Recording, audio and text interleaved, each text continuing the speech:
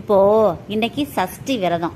நிறைய பேர் என்ன நினைக்கிறாங்கன்னா, குழந்தை பேர் தாமதமானவங்க மட்டும்தான் கந்த சஷ்டி கவசம் படிக்கணும், சஷ்டி விரதம் இருக்கணும்னு நினைக்கிறாங்க. அப்படி கிடையாது. திருமணம் தாமதமானவங்க கண்டிப்பாக கந்த சஷ்டி கவசம் படிங்க, விரைவில் திருமணம் நடக்கும்.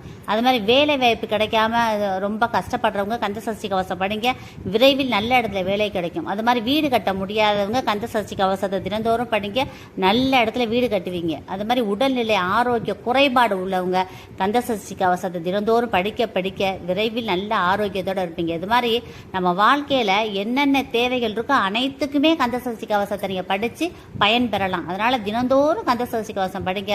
உங்க வாழ்க்கையில மிகப்பெரிய முன்னேற்றத்தை முருகப்பெருமான் கொடுப்பாரு. கவலையே படாதீங்க.